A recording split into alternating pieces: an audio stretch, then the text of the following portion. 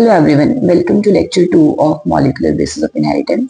Lecture 1 के अंदर हम लोगों ने बेसिक्स ऑफ न्यूक्लिक एसिड पढ़ा था।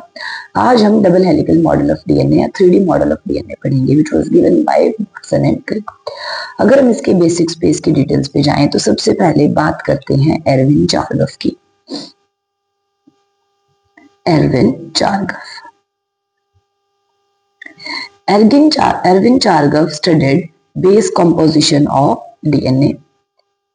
इसने केमिकल कंपोजिशन ऑफ डीएनए को स्टडी किया। He studied chemical composition of DNA और he concluded that कि भाई एक डीएनए में एडेनिन इक्वल्स टू थायमिन, जितने एडेनिन होते हैं उतने ही थायमिन होते हैं। Suppose this is equation 1 and guanine equals to cytosine, this is equation 2। Adding equation 1 and 2, what we will get? A plus G equals to T plus C, यानी कि number of purines equals to number of pyrimidine। अगर T plus C को इधर upon में ले आऊं तो A plus G upon T plus C equals to क्या हो जाएगा? 1। इस रूल को कहा जाता है चार्गफ रूल। याद रखेंगे कि चार्गफ रूल जो है वो डबल स्ट्रैंडेड डीएनए के लिए एप्लीकेबल है, सिंगल स्ट्रैंडेड के लिए एप्लीकेबल नहीं है। यहाँ पे एक चीज और आएगी, that is base ratio. Base ratio is A plus T upon G plus. ये 1 हो ऐसा जरूरी नहीं है, but this base ratio is constant for a particular species. ये बेस रेशियो ग्रेटर देन 1 होती है इन केस ऑफ यूकैरियोट्स। देखो, अगर ये बेस रेशियो ग्रेटर देन 1 है, इसका मतलब डीएनए में क्या ज्यादा है? 80। That is, it means DNA is 80 rich. ये बेस रेशियो लेस देन 1 होती है इन प्रोकैरियोट्स। इसका मतलब प्रोकैरियोट्स का डीएनए कैसा है? GC rich. एंड ये बेस रेशियो लेस देन 1 होती है mitochondrial DNA, mitochondrial and chloroplast DNA. Mitochondrial और क्लोरोप्लास्ट डीएनए में भी ये बेस रेशियो लेस देन 1 होती है, यानी हम कह सकते हैं कि माइटोकॉन्ड्रियल क्लोरोप्लास्ट का डीएनए भी जी से रिच होता है। अगर मैं आपसे पूछूं कि भाई कौन सा DNA mutate at a faster rate, तो your answer will be 80 rich DNA will mutate at a faster rate. तो एक स्टेटमेंट भी आ सकती है कि DNA of eukaryotes mutate at a faster rate as comparison to the DNA of prokaryotes. इसके बाद विलिकिंस एंड फ्रैंकलिन आए। विलिकिंस एंड फ्रैंकलिन ने सबसे पहले डबल हेलिकल मॉडल को स्टडी किया यूजिंग एक्सरे क्रिस्टलोग्राफी। अगर आपके पास क्वेश्चन आए who first propose the double helical model of DNA, तब आपका आंसर आएगा वॉटसन एंड क्रिक। अगर आए कि who first studied the double helical model of DNA, then your answer will be Wilkins and Franklin. तो you have to read the statement very carefully. So Wilkins and Franklin studied double helical model of DNA using X-ray crystallography और उन्होंने conclude किया कि DNA वही 2 strand से बना हुआ है। विड्थ ऑफ डीएनए है 2 नैनोमीटर एंड एक हेलिक्स की लेंथ है 3.4 नैनोमीटर और 34 angstrom. Then Watson and Crick ने क्या किया? एरविन चार्गफ और विलिकिंस एंड फ्रैंकलिन दोनों की फाइंडिंग्स को स्टडी किया और उन दोनों की फाइंडिंग्स को कंबाइन किया and they proposed double helical model of DNA. So Watson and Crick combined the findings of Chargaff and Wilkins and Franklin and proposed the double helical model of DNA. तो इन्होंने कहा कि भाई एक double stranded DNA में 2 strands है, मान लो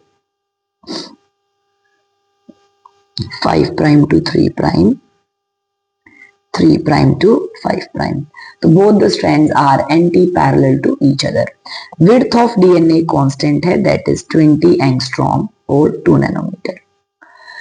Backbone जो है DNA की, it is made up of sugar phosphate, sugar phosphate, sugar phosphate,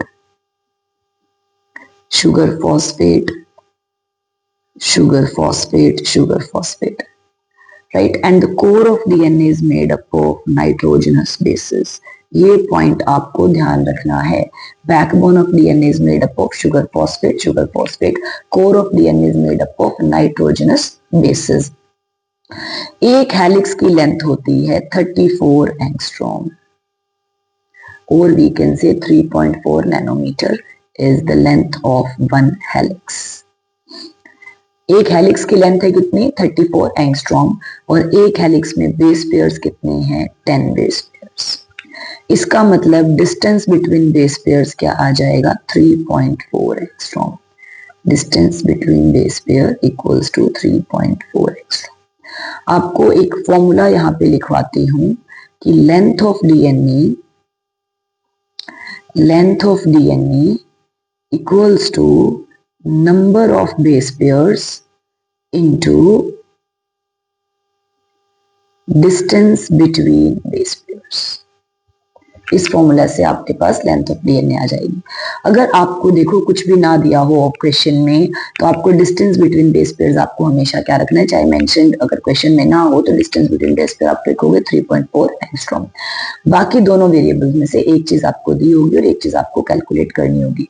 suppose अगर मैं कह दूं कि ह्यूमन डीएनए की लेंथ कितनी होगी तो डिस्टेंस बिटवीन बेस पेयर हम 3.4 एंगस्ट्रॉम रख देंगे। नंबर ऑफ बेस पेयर्स हमें पता है, हमने कल लर्न किए थे 6.6 into 10⁹ बेस पेयर्स, तो इन दोनों को मल्टीप्लाई करके we can get the answer और we can get the length of human DNA. So points of double helical model, both the strands are complementary to each other and anti-parallel to each other। complementary का मतलब है कि A के सामने क्या होगा T, G के सामने C। अगर हमें एक स्ट्रैंड की सीक्वेंस पता है तो हम दूसरे स्ट्रैंड की सीक्वेंस पता लगा सकते हैं by the rule of complementarity। DNA is made up of two polynucleotide chain where backbone is made up of sugar phosphate and core of DNA is made up of nitrogenous bases। दोनों chains की polarity क्या है, anti parallel. A T के बराबर है और G C के बराबर है, यानी कि एक डबल स्ट्रैंडेड डीएनए में number of purines equals to number of pyrimidine. अब इस पॉइंट पे यहां से कुछ क्वेश्चंस आ सकते हैं, जैसे कि एक क्वेश्चन मैं लिखती हूं कि भाई if in a double stranded DNA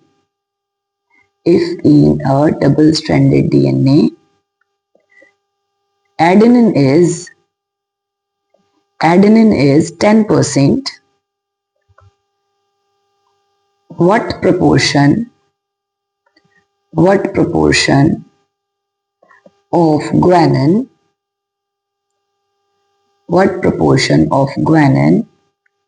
will be present in DNA। भाई एडेनिन 10% है और आपको ग्वानिन की परसेंटेज बतानी है, तो सिंपल सा है, एडेनिन कितना है 10%, तो एडेनिन होगा, थाइमिन भी कितना होगा 10%। ग्वानिन सपोज X है तो साइटोसिन भी कितना होगा X। हम लिख सकते हैं टोटल कितना है 100%, A plus T plus G plus C is equal to 100%। Adenine is 10%, thymine is 10%, guanine is X, cytosine is X, total is 100। So 2x is equal to 100 minus 20, that is 80। तो x की value कितनी आ जाएगी 40%, तो guanine कितना आ जाएगा 40%। ठीक है, कई बार ऐसा भी हो सकता है कि एक लेंथ ऑफ एक डीएनए का स्ट्रेच है और उसके अंदर सपोज 800 या 900 बेस पेयर्स हैं, उनमें से 30% ग्वानिन है, तो आप बताओ कि एडेनिन के कितने बेस पेयर्स होंगे। तो आप परसेंटेज कैलकुलेट करके फिर आप एडेनिन की वैल्यू कैलकुलेट कर सकते हैं। नेक्स्ट इज डीएनए के कई टाइप्स होते हैं, A DNA, B DNA, C DNA, Z DNA, but जो most common form of DNA हम पढ़ते हैं दैट इज बी डीएनए, वही हमारे नीट के सिलेबस में है।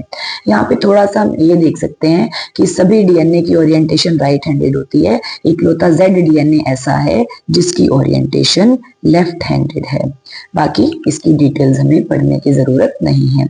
Next is repetitive DNA.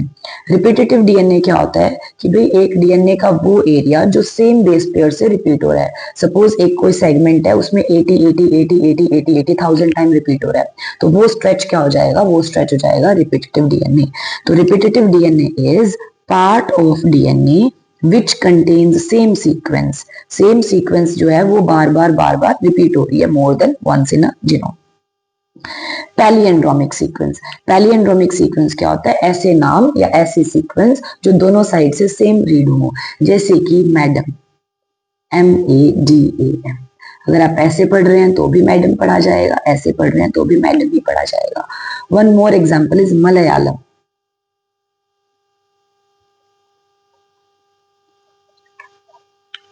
है, तो ऐसी सीक्वेंसेस को पैलिएंड्रोमिक सीक्वेंसेस कहते हैं।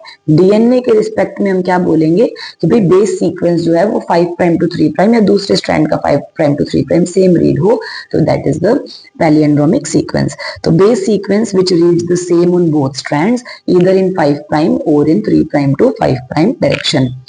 जैसे कि यहाँ पे एक सीक्वेंस दी हुई है GAATTC, अगर दूसरे स्ट्रैंड में देखेंगे तो वहां भी क्या आ रहा है GAATT।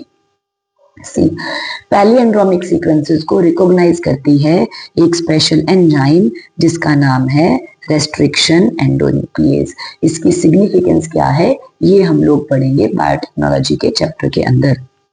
C value amount of DNA present in haploid content, जैसे कि हम कहते हैं ना कि एक डिप्लॉइड कंटेंट में 2C है डीएनए, तो हैप्लॉइड में कितना होगा C। तो हैप्लॉइड सेल के अंदर जो डीएनए की अमाउंट है that is C value. DNA को पिकोग्राम्स के अंदर मेजर किया जाता है। नेक्स्ट टॉपिक हमारे पास आता है very very important, packaging in DNA helix.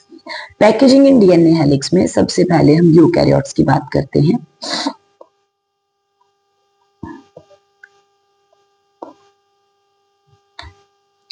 Packaging in DNA helix, packaging in DNA helix. सबसे पहले हम डीएनए हेलिक्स में यूकैरियोट्स के अंदर पैकेजिंग की बात करते हैं। देखो जो न्यूक्लियस का डायमीटर है वो लगभग 10⁻⁻⁶ -8 कुछ ऐसा होता है, यानी कि नेक डाई से पहले तो सेल ही नहीं दिखता और उस सेल के अंदर न्यूक्लियस और न्यूक्लियस के अंदर डीएनए। अगर मैं देखूं ह्यूमंस की बात करूं तो ह्यूमंस में नंबर ऑफ बेस पेयर्स हैं 6.6 into 10⁻⁹ base pairs, right? Distance between DNA, distance between base pairs है 3.4 angstrom। तो लेंथ ऑफ डीएनए हम कैलकुलेट कर सकते हैं इन दोनों चीजों को मल्टीप्लाई करके। तो लेंथ ऑफ डीएनए मेरे पास आ गया 6.6 into 10⁻⁹ into 3.4 एंगस्ट्रॉम। अगर हम मीटर्स में लेंगे तो 10⁻⁻10 मीटर। ये वैल्यूज को सॉल्व करोगे लगभग 2.24 मीटर के आसपास ये वैल्यू आएगी। यानी कि एक इतनी छोटी सी न्यूक्लियस जिसका डायमीटर लगभग 10⁻⁻6 -8 के बीच में रेंज करता है, उसके अंदर 2.25 मीटर का डीएनए कैसे पैक होगा। डीएनए पे नेगेटिव चार्ज होता है फॉस्फेट ग्रुप की वजह से। अगर वो डीएनए हम सीधा कॉइल करेंगे तो नेगेटिव नेगेटिव तो रिपेल करेगा, तो कैसे वो पैक होगा। तो उसको पैक करने के लिए हमें पॉजिटिवली चार्ज्ड प्रोटीन यानी बेसिक प्रोटीन्स की रिक्वायरमेंट होती है। उन बेसिक प्रोटीन्स को हम लोग कहते हैं हिस्टोन प्रोटीन्स। तो यहाँ पे दो बातें कि हिस्टोन प्रोटीन एसिडिक है बेसिक, बेसिक पॉजिटिव चार्ज है या नेगेटिव, पॉजिटिव चार्ज, और इनके अंदर कौन कौन सी एमिनो एसिड ज्यादा होती है, arginine and lysine.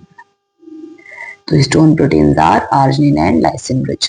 There are 5 types of histone proteins: H1, H2A, H2B, H3 and H4।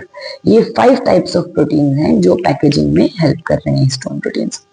इनमें से H1 को छोड़कर H2A, H2B, H3 और H4 इसका पेयर, इनका पेयर बनाएगा एक बोल लाइक स्ट्रक्चर जिसे हम कहेंगे हिस्टोन ऑक्टामर। ठीक है, तो ये हिस्टोन ऑक्टामर में अब यहां पे क्वेश्चन आ सकता है कि हिस्टोन ऑक्टामर के अंदर कितने प्रोटीन्स होंगे। Answer will be 8, of course octamer है। अगर आ जाए कि how many type of histone proteins are present in histone octamer, तो आंसर विल बी 4, क्योंकि हर टाइप के दो दो हैं। तो हिस्टोन ऑक्टामर के अंदर कितने टाइप के प्रोटीन है, 4 types, H2A, H2B, H3 and H4। कितने प्रोटीन है, तो 8। अगर आ जाए which type of histone do not participate in formation of histone octamer, कौन सा जो हिस्टोन है वो हिस्टोन ऑक्टामर के अंदर बनाने में पार्टिसिपेट नहीं करता, दैट इज H1। ठीक है, अब इस हिस्टोन ऑक्टामर के ऊपर ऐसे डीएनए रोल होगा। डीएनए के 1/3/4 टर्न्स होंगे। तो ऐसे हिस्टोन ऑक्टामर है, इस पे डीएनए यूं रोल हुआ। कितने टर्न्स, 1/3/4 टर्न्स। तो 2 एंड फ्री रह गए, उन फ्री एंड्स को ज्वाइन करेगा H1 histone. This is H1 histone. ठीक है, ये H1 हिस्टोन, ये क्या हो गया, हिस्टोन ऑक्टामर, और ये क्या हो गया, 1/3/4 टर्न ऑफ डीएनए, और इस एंटायर स्ट्रक्चर को हम लोग बोलेंगे न्यूक्लियोसोम। और इस एक न्यूक्लियोसोम में कितने बेस पेयर्स होते हैं, 200 base pairs.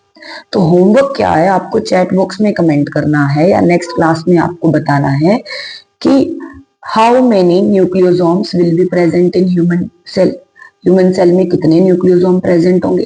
Total base pair आपको पता है 6.6 × 10⁹ बेस पेयर है, न्यूक्लियोसोम में 200 बेस पेयर होते हैं, तो टोटल न्यूक्लियोसोम कितने बनेंगे। पहली बात तो ये एनसीईआरटी का क्वेश्चन है। दूसरी बात आपको बताना है कि न्यूक्लियोसोम बॉडी किसे कहा जाता है, एनयू बॉडी किसे कहा जाता है। तो ये दोनों पॉइंट्स आपको कमेंट बॉक्स में बताने होंगे।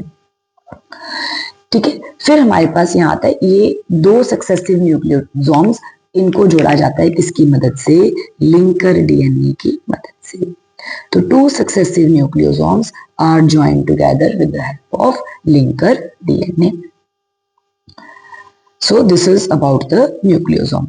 अब देखो, डीएनए ने पैक होके क्या बनाया, न्यूक्लियोसोम बनाया। न्यूक्लियोसोम और ज्यादा कॉइल होगा तो क्या बन जाएगा, super solenoid, solenoid super solenoid. वो और ज्यादा कॉइल होगा तो क्या बन जाएगा, क्रोमेटिन। अब 2 कंडीशन है, अगर हम एक सेल को स्टडी कर रहे हैं ना, तो वो उसकी 2 स्टेट हो सकती है, या तो वो नॉन डिवाइडिंग स्टेट में है या वो डिवाइडिंग स्टेट में है। अगर वो सेल एम फेज के अंदर है तब तो उसमें क्या दिखाई देंगे, क्रोमोसोम, और अगर वो सेल इंटरफेज में है तब उसमें क्या दिखाई देगा, क्रोमेटिन। तो क्रोमेटिन तक की पैकेजिंग तो हिस्टोन प्रोटीन आराम से कर लेते हैं, हिस्टोन प्रोटीन को कोई दिक्कत नहीं है। क्रोमेटिन से क्रोमोसोम जब बनाना होता है तब हिस्टोन प्रोटीन्स कहते हैं कि अब हम मदद नहीं कर सकते। सो क्रोमेटिन से क्रोमोसोम बनाने के अंदर कौन हेल्प कर रहा है, नॉन हिस्टोन क्रोमोसोमल प्रोटीन। इन्हें स्कैफोल्ड प्रोटीन्स भी कहा जाता है। So these are also known as scaffold proteins. ठीक है, तो नॉन हिस्टोन क्रोमोसोमल प्रोटीन्स को स्कैफोल्ड प्रोटीन्स भी कहा जाता है। याद रखोगे, क्रोमेटिन तक तो हिस्टोन मदद कर रहा है, क्रोमेटिन से क्रोमोसोम बनाने में नॉन हिस्टोन मदद कर रहे हैं। हिस्टोन बेसिक थे, नॉन हिस्टोन एसिडिक थे। नॉन हिस्टोन प्रोटीन्स को स्कैफोल्ड प्रोटीन्स भी कहा जाता है, इन पे नेगेटिव चार्ज होगा। ठीक है, अब क्रोमेटिन की बात करते हैं। तो क्रोमेटिन 2 टाइप का होता है, you chromatin and heterochromatin. Chromatin is of 2 types, you chromatin and heterochromatin. जो लाइटली स्टेन्ड यानी लेस कंडेंस्ड क्रोमेटिन होगा वो यूक्रोमेटिन होगा, जो डार्कली स्टेन्ड होगा वो हेट्रोक्रोमेटिन होगा। यूक्रोमेटिन बल्क ऑफ क्रोमेटिन बनाता है, लेकिन हेट्रोक्रोमेटिन तो थोड़ा सा क्रोमेटिन ही बनाता है। Euchromatin replicates in early S phase, जबकि हेट्रोक्रोमेटिन रेप्लिकेट्स इन लेट एस फेज। ट्रांसक्रिप्शन किसकी होती है, ट्रांसक्रिप्शन होती है यूक्रोमेटिन की, हेट्रोक्रोमेटिन की ट्रांसक्रिप्शन नहीं होती। तो heterochromatin is transcriptionally inactive. Is it clear. Histone non histone में नीट लेवल पे डिफरेंस पढ़ने की जरूरत नहीं है, सिर्फ इतना पता होना चाहिए कि हिस्टोन बेसिक है, नॉन हिस्टोन एसिडिक है। क्रोमेटिन बनाने तक हिस्टोन मदद कर रहे हैं, क्रोमेटिन से क्रोमोसोम बनाने के लिए नॉन हिस्टोन मदद कर रहे हैं। यहाँ पे ये क्वेश्चन पूछा जा सकता है, बेसिक यूनिट ऑफ क्रोमेटिन। तो basic unit of chromatin is nucleosome. Next, prokaryotes. Prokaryotes में क्या होता है, प्रोकैरियोट्स में भाई हिस्टोन प्रोटीन्स तो नहीं होते।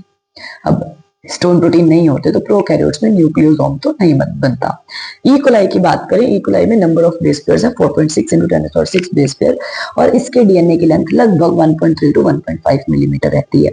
बट ई कोलाई इतना छोटा है, इस डीएनए को कैसे पैक करेगा। तो ई कोलाई में डीएनए पैक होता है with the help of non histone basic polyamides. याद रखिए, यूकैरियोट्स में जो नॉन हिस्टोन थे वो एसिडिक थे, ई कोलाई में जो नॉन हिस्टोन है दे आर बेसिक पॉलीएमाइन्स, और इनकी मदद से एक स्ट्रक्चर बनती है न्यूक्लियोइड, यानी न्यूक्लियोसोम प्रोकैरियोट्स में नहीं पाया जाता। तो इसके साथ ही आज हमने क्या पढ़ा, आज हमने प्रोकैरियोट्स और यूकैरियोट्स में डीएनए पैकेजिंग पढ़ ली, डीएनए की स्ट्रक्चर पढ़ ली। नेक्स्ट क्लास में हम लोग पढ़ेंगे search of genetic material, properties of genetic material, central dogma, यानी कि रेप्लिकेशन से पहले तक का पोर्शन हम लोग नेक्स्ट क्लास के अंदर कवर करेंगे। यहाँ तक पढ़िए, एनसीईआरटी पढ़िए, नोट्स पढ़िए, अच्छे से लेक्चर लगाइए।